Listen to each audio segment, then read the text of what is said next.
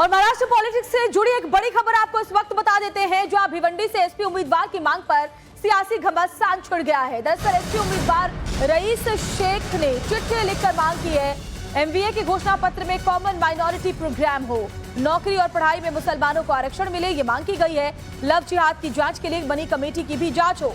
Rice Sheikh ने पूर्व CM Prithviraj Chauhan को खत लिखा और साथ ही महाविकास अघाड़ी मैनिफेस्टो कमेटी के, क्योंकि वो अध्यक्ष हैं, इसलिए उनसे ये मांग की गई है। महाराष्ट्र विधानसभा चुनाव के भिवंडी में समाजवादी पार्टी विधायक और उम्मीदवार रईस शेख ने महाविकास अघाड़ी यानी एमबीए मैनिफेस्टो कमेटी के अध्यक्ष और पूर्व सीएम पृथ्वीराज चौहान को खत लिखा। उन्होंने इस पत्र में मुस्लिम आरक्षण को मैनिफेस्टो में शामिल करने की मांग की, साथ ही लव जिहाद पर बनी कमेटी की जांच कराने की भी मांग की। इसके अलावा उन्होंने पत्र में लिखा कि सभी मुस्लिम भाई बहनों के लिए 10,000 करोड़ रुपए का बजट रखा जाए, नौकरी और शिक्षा में आरक्षण दिया जाए। तो ये बड़ी खबर आपको बता रहे हैं, जहां रईस शेख की चिट्ठी पर अब देखना होगा महाविकास अघाड़ी की तरफ से क्या फैसला लिया जाता है, क्या कहा जाता है, क्योंकि इस चिट्ठी के जरिए कॉमन माइनॉरिटी प्रोग्राम की डिमांड की गई है।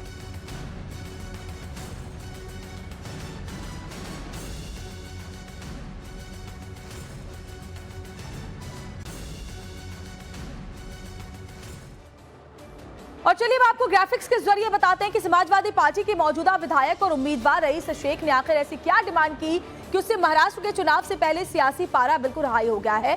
तो दरअसल सपा नेता ने मुस्लिमों के लिए बजट में प्रावधान देने की मांग की है और ये कहा है कि मुस्लिमों के लिए इसमें खास प्रावधान हो। देखिए, हम आपको बता रहे हैं कि मुस्लिमों के लिए बजट में प्रावधान की मांग की गई है। महाविकास अघाड़ी के मैनिफेस्टो में कमेटी के अध्यक्ष को उन्होंने पत्र लिखकर बकायदा जो उनकी मांगे हैं वो रखी हैं। पूर्व सीएम पृथ्वीराज चौहान अध्यक्ष हैं क्योंकि कमेटी के मैनिफेस्टो कमेटी के, ऐसे में रईस शेख ने चिट्ठी लिखकर मुस्लिम समुदायों के लिए कई बड़ी मांगों को सामने रखा है। एमबीए के घोषणा पत्र में हो कॉमन माइनॉरिटी प्रोग्राम यानी माइनॉरिटीज के विकास के लिए उनके लिए स्पेशल बजट की बात मैनिफेस्टो में हो, ये उनका कहना है। मुसलमानों के लिए 10,000 करोड़ बजट हो मैनिफेस्टो में। महाविकास अघाड़ी की अब बाकी पार्टियां इसमें क्या कहती हैं इस मांग को लेकर, वो देखना बहुत ही दिलचस्प होगा। मुसलमानों के लिए मैनिफेस्टो में आरक्षण को शामिल करने की मांग भी रईस शेख उठा रहे हैं। नौकरी और पढ़ाई में मुसलमानों को आरक्षण मिले, ये भी मांग उनकी तरफ से रखी गई है इस खत के जरिए मैनिफेस्टो में शामिल करने के लिए।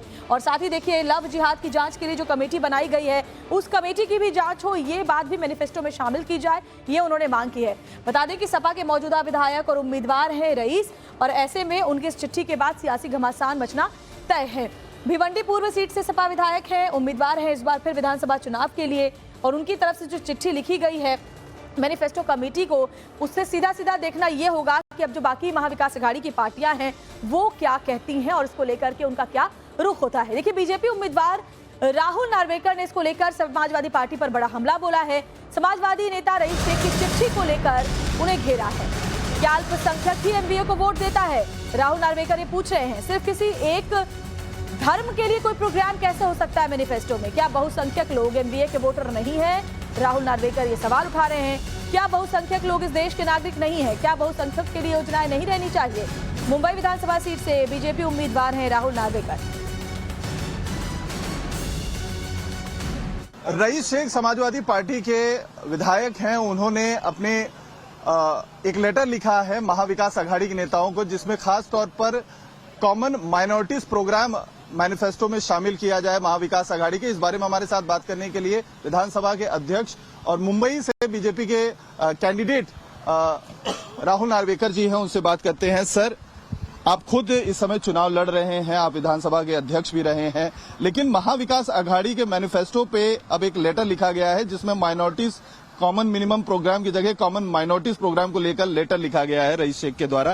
क्या कहेंगे महाविकास आघाड़ी? महाविकास आघाड़ी से हम और क्या अपेक्षा कर सकते हैं? इन्होंने केवल अपीजमेंट की पॉलिटिक्स की है। क्यों? क्या मेजॉरिटी के लोग इनके मतदार नहीं है? क्या मेजॉरिटी कम्युनिटी के लोग इनके इस देश के नागरिक नहीं है? क्या उनके लिए प्रोग्राम नहीं रहना चाहिए? केवल किसी प्रोग्राम को एक ही समाज के लिए केंद्रित करके मैं समझता हूं ये सूडो सेक्युलरिज्म का एक उत्तम उदाहरण है, और ऐसे ही सूडो सेक्युलरिज्म का विरोध इस डेमोक्रेसी में होना चाहिए। प्रोग्राम सबके लिए बनना चाहिए, माइनॉरिटी हो या मेजॉरिटी, सबका साथ सबका विकास होना चाहिए। सर लेकिन उनका ये कहना है कि उन्होंने जो 3 मुख्य जो है पॉइंट दिया उसमें मुस्लिम आरक्षण के साथ साथ जो एंटी लव जिहाद का जो आप लोगों ने एक बिल पास किया था, कमेटी बनाई थी, उसको भी जो है रद्द की जाए ऐसी मांग की गई है, खास तौर पर मेंशन किया गया है। ये सब मांगे बेबुनियाद है। ये केवल राजनीतिक चुनाव का जुमला है और इसके अलावा कुछ नहीं है। माइनॉरिटीज के बारे में अगर इनको इतना ही ख्याल था या किसी विधेयक के बारे में इनको अगर इतनी ऑब्जेक्शन थी तो जब विधान भवन में विधानसभा में डिबेट्स होते हैं उसमें क्यों शांत बैठते हैं? उसमें क्यों शांत बैठते हैं? उसका जवाब दीजिए। और चलिए अब आपको आगे बढ़ते हुए बताते हैं कि आखिर एसपी महाराष्ट्र में मुस्लिम वोट बैंक की पॉलिटिक्स क्यों कर रही है। इसको देखिए एक करके सिलसिलेवार तरीके से समझिए तो महाराष्ट्र में कुल 288 विधानसभा की सीटें हैं और इसको लेकर दरअसल 38 ऐसी सीटें हैं जिस पर मुस्लिम वोटरों का दबदबा है और इसीलिए इस तरह की सियासत की जा रही है। 38 सीटों पर कुल 20% जो है वो मुस्लिम वोटर्स हैं, मुस्लिम मतदाता हैं। 38 में से 9 विधानसभा क्षेत्र में 40% मुस्लिम वोटर हैं और इसीलिए जो वोटर्स की संख्या है वो बहुत ज्यादा है मुस्लिम समुदाय के। भिवंडी सीट की बात करें तो लगभग यहाँ पर तो 50% जो वोटर्स हैं वो मुसलमान समुदाय के हैं, मुस्लिम समुदाय के हैं। और मुस्लिम वोट पर पॉलिटिक्स इसीलिए महाविकास अघाड़ी की जो पार्टियां हैं वो खास तौर पर कर रही हैं और बीजेपी इसको लेकर सवाल उठा रही है कि क्या बहुसंख्यक आपका वोटर नहीं है? क्या देश की कोई भी योजना बहुसंख्यकों के लिए नहीं होनी चाहिए? खासतौर पर मुस्लिम समुदाय के लिए इस तरह की मांग जो कि रईस शेख की तरफ से की गई है चिट्ठी में, मैनिफेस्टो में शामिल करने के लिए, उसको लेकर बीजेपी हमलावर है और महाविकास अघाड़ी के अंदर खाने भी इसको लेकर अब मतभेद और साथ ही साथ सियासी घमासान के सामने आने के पूरे आसार हैं।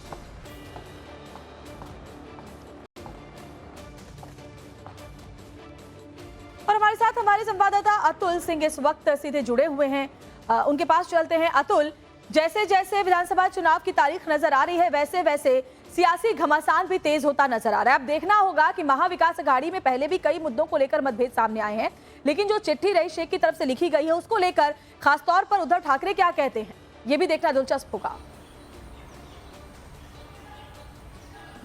जी देखिए, अभी थोड़ी देर पहले संजय राउत से हमारी इस मुद्दे पर बात हुई है। हमने सीधा सवाल किया कि जो रईस शेख ने लेटर लिखा है महाविकास अघाड़ी में कॉमन माइनॉरिटीज प्रोग्राम को लेकर, उसके ऊपर आपका क्या कहना है? तो उन्होंने साफ तौर पर कहा कि मैंने वो लेटर पढ़ा नहीं है, मैं पहले उसके बारे में पढ़ूंगा, उसके बाद ही इस पर टिप्पणी करूंगा, फिलहाल मैं इस पर कोई बयान देना नहीं चाहता हूं।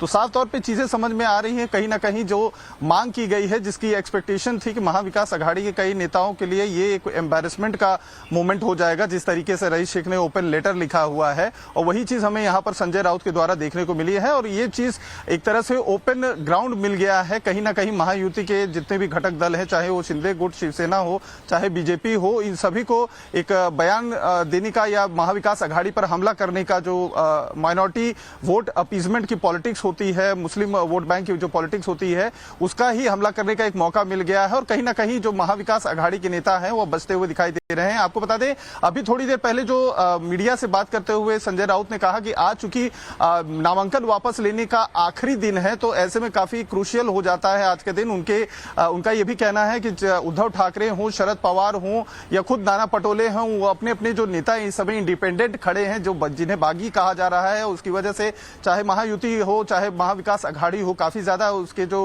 अग्र नेता है काफी ज्यादा दबाव में है। तो उनको उम्मीद है कि आज शाम तक कई सारे जो बागी उम्मीदवार हैं महाविकास अघाड़ी से, वो अपना नामांकन वापस ले लेंगे, जिसमें से सबसे ज्यादा टेंशन समाजवादी पार्टी ही महाविकास अघाड़ी का जो है बढ़ाई हुई है, क्योंकि उनकी तरफ से 9 कैंडिडेट्स ऑलरेडी डिक्लेयर हो चुके हैं। उनका कहना था संजय राउत का कि अबू आजमी से इस बारे में बातचीत की गई है। कांग्रेस के कोटे से चूंकि उनको सीटें मिलने वाली हैं समाजवादी पार्टी को, तो जिम्मेदारी कांग्रेस की है और कांग्रेस के नसीम खान इस बारे में अबू आजमी से बात कर रहे हैं और उम्मीद है कि शायद जो है शाम तक जो स्थिति है वो क्लियर हो जाएगी। ज्यादा से ज्यादा उन्होंने जो संजय राउत ने संकेत दिया है कि जो जानकारी उनको मिली है कि 2 सीटें उनकी जो भिवंडी ईस्ट से रईस शेख जहां से इस समय उम्मीदवार है भी और वहां से वो विधायक है, शिवाजी नगर मानखुर से जहां से अबू आजमी विधायक भी हैं और उम्मीदवार भी हैं, उन 2 सीटों के अलावा उनको मालेगांव की एक सीट दी जा सकती है समाजवादी पार्टी को। तो यानी 2 से नंबर बढ़कर उनका 3 हो जाएगा। का आखिरी दिन है आज, ऐसे में जो नंबर मांग कुछ सीटों पर उम्मीदवार टेंशन बढ़ा सकते हैं। चलिए फिर से आपके पास आऊंगी अतुल, फिलहाल जानकारी के लिए शुक्रिया आपका।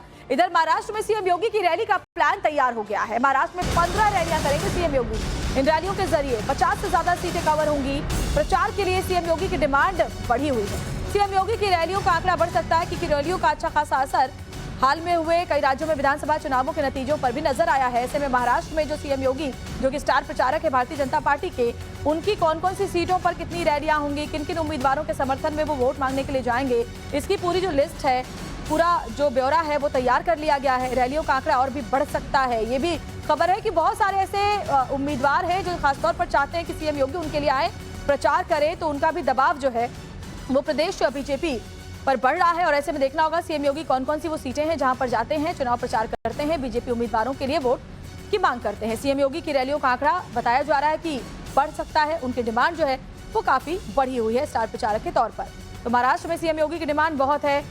उनके अंदाज को जो वोटर है, खासतौर पर हिंदू समुदाय के लोग, वो बहुत ही पसंद करते हैं। और ऐसे में कई ऐसी सीटें हैं जहां पर उनकी जो डिमांड है प्रचार के लिए वो बढ़ी हुई है।